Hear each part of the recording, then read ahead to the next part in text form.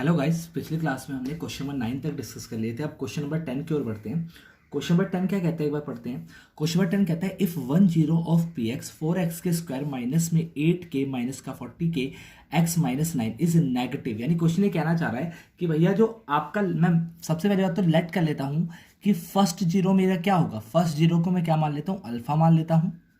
और क्वेश्चन कहना चाह रहा है कि भैया जो 1 जीरो होगा ना is negative to the other. जो सेकंड जीरो होगा हमारा, सेकंड जीरो होगा वो हमारा क्या होगा, फर्स्ट जीरो का नेगेटिव होगा, यानी कि माइनस का अल्फा होगा। ठीक है। अच्छा, अगर मैं इस इक्वेशन को ध्यान से देखूं तो भैया इक्वेशन को अगर मैं क्वाड्रेटिक इक्वेशन को कंपेयर करता हूं तो ए एक्स के स्क्वायर प्लस में बी एक्स प्लस में सी इक्वल टू 0। तो ए की वैल्यू मेरी क्या हो जाएगी, 4 हो जाएगी। बी की वैल्यू क्या हो जाएगी मेरी भैया, माइनस की 8k माइनस का 40, और सी की वैल्यू आपकी हो जाएगी माइनस का 9। क्लियर है। अगर मैं इसको सम ऑफ जीरो निकालता हूं, सम ऑफ जीरो का फॉर्मूला होता है माइनस का बी अपॉन में ए। सम ऑफ जीरो में क्या करेंगे, अल्फा प्लस में माइनस का अल्फा, क्योंकि हमें सम करना है दोनों का। और बी की वैल्यू क्या है, बी की वैल्यू भैया -8k -40। अगर मैं माइनस को उठा के यहां रखूंगा तो माइनस माइनस प्लस हो जाएंगे, तो क्या चलेगा 8k माइनस का 40 अपॉन में ए की वैल्यू क्या है आपकी 4। अगर मैं इसका ब्रैकेट ओपन करता हूं तो प्लस माइनस क्या बन जाएंगे, माइनस बन जाएंगे। और 8k माइनस का 40 अपॉन में 4। भैया ये तो आपका हो गया 0, क्योंकि अल्फा में से अल्फा गया, आपका क्या बचा 0 बचा।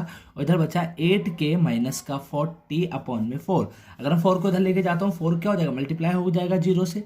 और 8k माइनस का 40, यहाँ पर 0 आएगा, यहाँ 8k माइनस का 40। अब मुझे के की वैल्यू निकालनी है तो 40 को अगर मैं उधर ले जाऊंगा तो क्या होगा भैया, 0 प्लस में 40 हो जाएगा, क्योंकि माइनस उधर जाके क्या हो जाता है, प्लस में कन्वर्ट हो जाता है।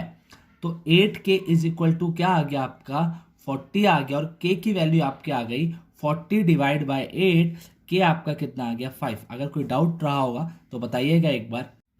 अब क्वेश्चन नंबर 11 पढ़ते हैं। क्वेश्चन नंबर 11 कहता है कि इफ जीरोस ऑफ एक्स के square minus k x plus में 6 are in the ratio 3:2 find the value of k. यानी क्वेश्चन में हमें क्या दे रखा है भैया, जीरोस की जगह हमें रेशियो दे रखी है, तो मैं क्या कर लेता हूँ, लेट कर लेता हूँ रेशियो को। भैया रेशियो यानी कि जीरोस यानी कि अल्फा और बीटा रहा होगा, तो अल्फा को मैं मान लेता हूँ 3a और बीटा को मैं मान लेता हूँ भैया 2a। क्लियर है यहाँ तक। अगर मैं सम ऑफ जीरो का फॉर्मूला लगाता हूँ तो सम ऑफ जीरो का फॉर्मूला आप लोगों को पता है कि क्या होता है, माइनस बी अपॉन में ए। सम ऑफ जीरो क्या क्या लिखूंगा, अल्फा प्लस में बीटा।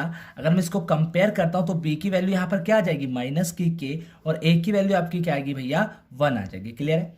अल्फा की वैल्यू क्या थी, अल्फा की वैल्यू हमने क्या लिख रखी है 3a, बीटा की क्या है 2a is equal to minus k upon में 1। ये क्या हो जाएगा 5k is equal to minus के, और इसको मैं क्या मान ले रहा हूँ, इक्वेशन नंबर 1 मान ले रहा हूँ। इसी तरीके से अगर मैं प्रोडक्ट ऑफ जीरो निकालूंगा तो प्रोडक्ट ऑफ जीरो का फॉर्मूला होता है c अपॉन में a। प्रोडक्ट ऑफ जीरो में क्या करेंगे, अल्फा और बीटा को मल्टीप्लाई कर देंगे, और c क्या है यहाँ पर बताएंगे 6 अपॉन में 1। अल्फा की जगह क्या लिखेंगे 3a, बीटा की जगह क्या लिखेंगे 2a is equal to 6 upon में 1। क्या आ जाएगा बताएंगे एक बार, 6a की square is equal to 6, a की square is equal to 6 divide by 6, a की स्क्वायर इज इक्वल टू 1। अगर मैं स्क्वायर को उधर लेकर जाऊंगा तो आपका आंसर क्या आएगा, a की वैल्यू आएगी प्लस माइनस की 1। अभी a की वैल्यू निकली है, हमें क्या निकालनी है, हमें k की वैल्यू निकालनी है। तो क्यों ना करा पुट कर दिया जाए, पुट वैल्यू ऑफ a की वैल्यू को as it is to as it is put कर दिया जाए इक्वेशन नंबर 1 में। इक्वेशन नंबर 1 क्या थी, जाए देखेंगे एक बार। इक्वेशन नंबर 1 हमें दे रखी थी, अच्छा एक बार देखिएगा कि यहाँ पर b की वैल्यू क्या है, माइनस के है, और यहाँ पर फॉर्मूला ऑलरेडी माइनस है, तो माइनस माइनस आपका क्या हो जाएगा, यहाँ पर प्लस हो जाएगा। अच्छा, अगर मैं अब a की वैल्यू उठाकर यहाँ पर पुट करता हूँ तो क्या आएगा 5, a की जगह क्या लिखेंगे प्लस माइनस का 1 इज इक्वल टू के। तो k की वैल्यू आ गई आपकी प्लस माइनस की 5। अगर कोई डाउट होगा तो मुझे कमेंट कीजिएगा। अब क्वेश्चन नंबर 12 की ओर बढ़ते हैं।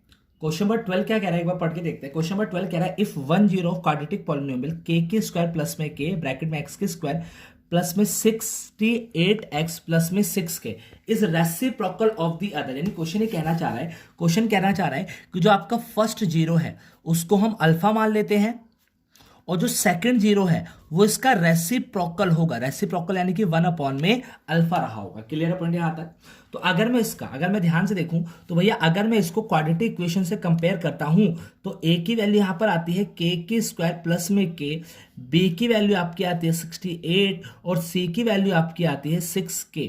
क्लियर है। अगर मैं सम ऑफ जीरो का फॉर्मूला लगाता हूं तो सम ऑफ जीरो का फॉर्मूला होता है माइनस का बी अपॉन में ए।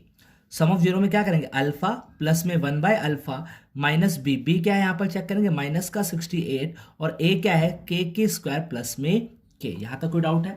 अच्छा, इसके आगे हम क्या कर सकते हैं, तो एक बार हम यार लेना चाहें तो इसका एलसीएम ले सकते हैं। अगर मैं एलसीएम लूंगा तो क्या आएगा, अल्फा के स्क्वायर प्लस, लेकिन चलो इसको छोड़ देते हैं, यहीं पे इसको इक्वेशन नंबर क्या मान लेते हैं, 1 मान लेते हैं। इसी तरीके से अगर मैं प्रोडक्ट ऑफ जीरो का फॉर्मूला लगाऊंगा तो प्रोडक्ट ऑफ जीरो का फॉर्मूला होता है सी अपॉन में ए। ठीक है, प्रोडक्ट ऑफ जीरो में क्या करेंगे भैया, अल्फा मल्टीप्लाई में 1/अल्फा, सी की वैल्यू क्या है यहाँ पर 6 के, अपॉन में ए कितना है के स्क्वायर प्लस में के। अगर मैं अल्फा से अल्फा यहाँ पर कैंसिल आउट हो गया तो एक यहाँ बचा, क्या बचा आपका 1 = 6 के अपॉन में के स्क्वायर प्लस में के।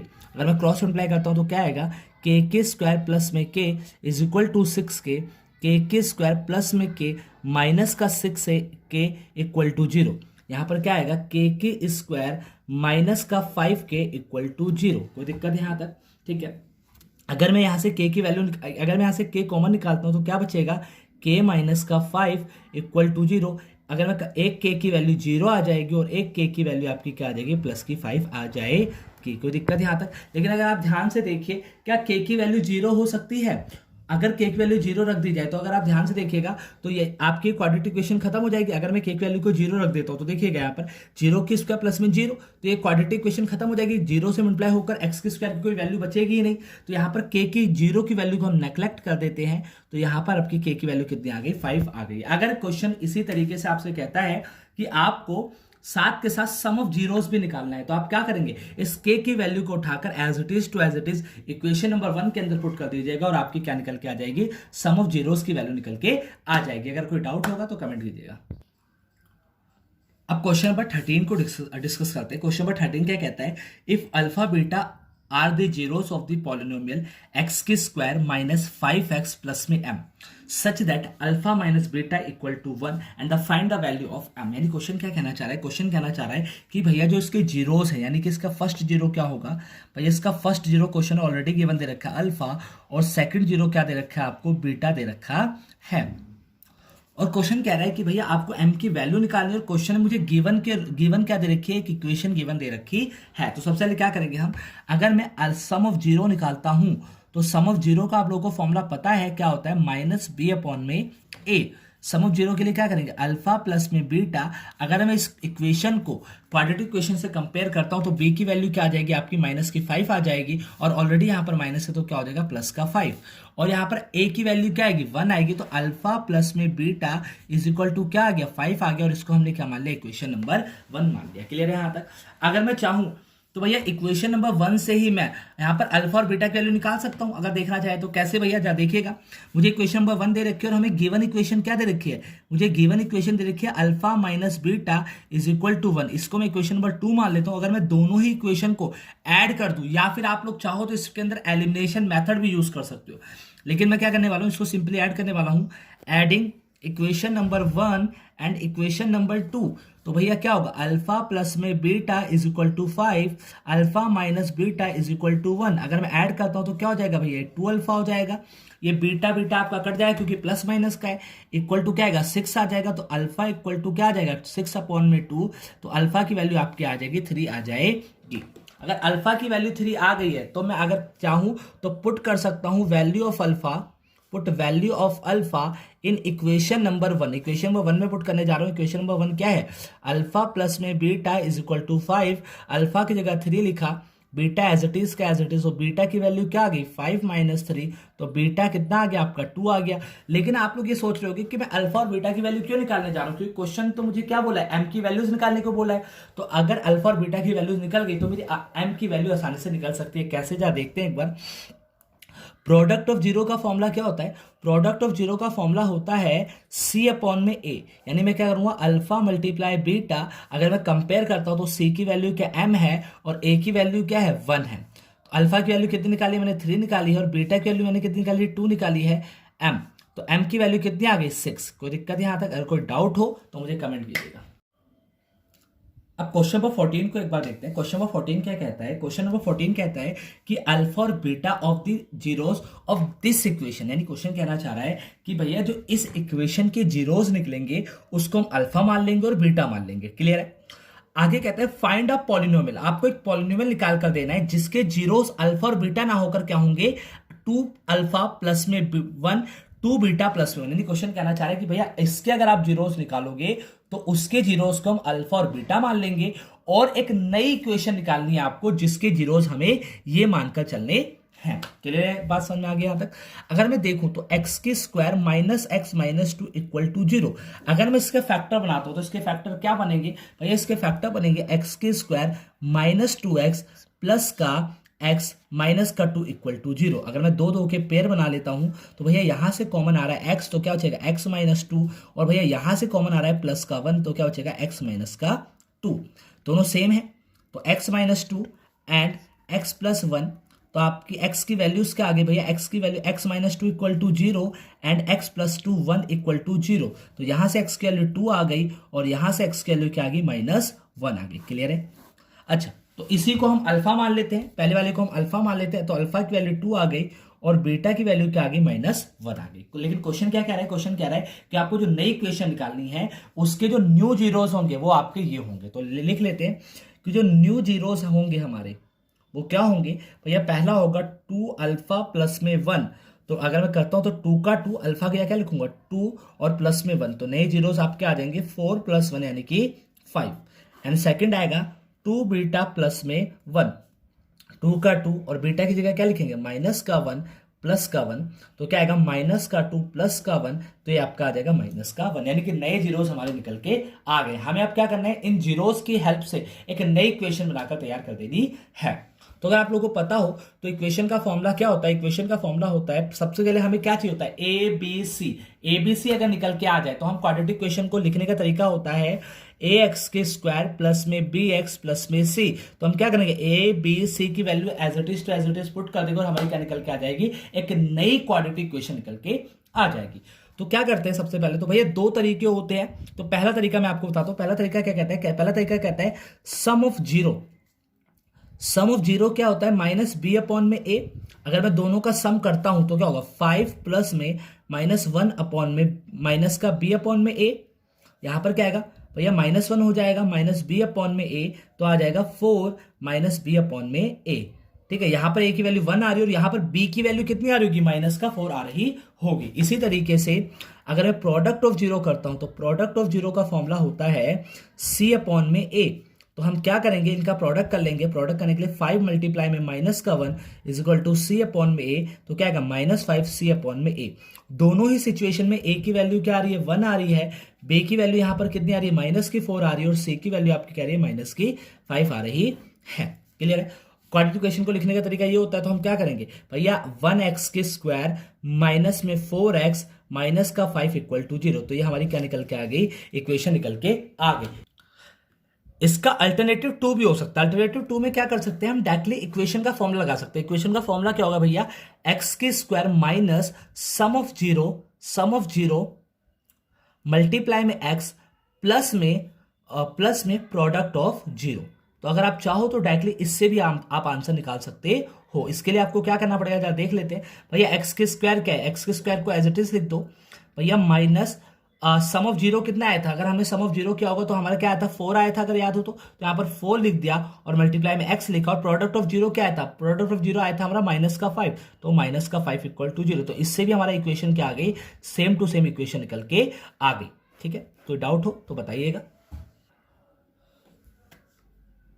क्वेश्चन नंबर 15 शुरू करते हैं। क्वेश्चन नंबर 15 कहता है alpha beta are the zeros. Alpha और बीटा जीरोस है भैया। हमें इक्वेशन दे रखी है y के स्क्वायर प्लस में 5y प्लस में m।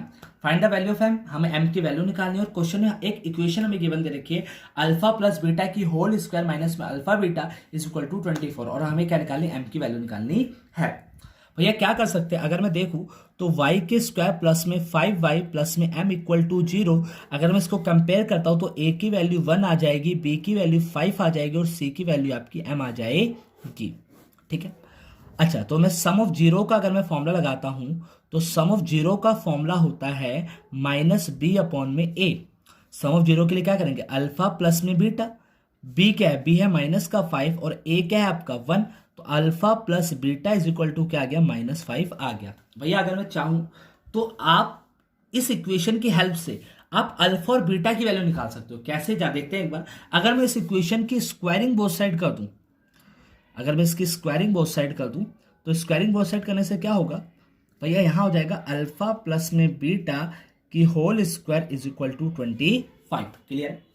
अगर मैं इस वैल्यू को उठाकर जो गिवन इक्वेशन है उसके अंदर पुट कर दूं, तो देखो क्या होगा भैया, इस वैल्यू को उठाकर अल्फा प्लस बीटा की square put value of alpha plus beta की square in given put in given equation. मैं गिवन इक्वेशन में इसको पुट करने वाला हूं। गिवन इक्वेशन क्या थी, अल्फा प्लस बीटा की होल स्क्वायर माइनस में alpha beta is equal to 24। तो अगर अल्फा बीटा की स्क्वायर की वैल्यू देखी जाए तो मुझे पता है आपको 25 दे रखी है, अभी हमने निकाला है, minus alpha beta is equal to 24। अगर मैं 25 को उधर लेके जाता हूँ तो क्या हो जाएगा, उधर जाके भैया आपका 25 माइनस का हो जाएगा, तो minus alpha beta is equal to -1, minus से माइनस कट गया, अल्फा बीटा की वैल्यू क्या आ गई, 1 आ गई। भैया यहाँ तो अल्फा और बीटा की वैल्यू निकाली, लेकिन हमें निकालना क्या है, हमें निकालना है प्रोडक्ट ऑफ जीरो। तो मैं क्या करता हूँ भैया, मैं प्रोडक्ट ऑफ जीरो का फॉर्मूला लगाता हूँ। प्रोडक्ट ऑफ जीरो का फॉर्मूला होता है सी अपॉन में ए। प्रोडक्ट ऑफ जीरो के लिए क्या लिखूंगा, अल्फा इंटू बीटा, सी क्या है m और a क्या है 1। तो अल्फा इंटू बीटा की वैल्यू ऑलरेडी मैं निकाल चुका हूं यहां से, तो मैं लिख देता हूं अल्फा और बीटा इक्वल टू क्या है 1 और m का m आ जाएगा। ठीक है, तो आपकी m की वैल्यू क्या आ गई, आपकी 1 आ गई। क्लियर है।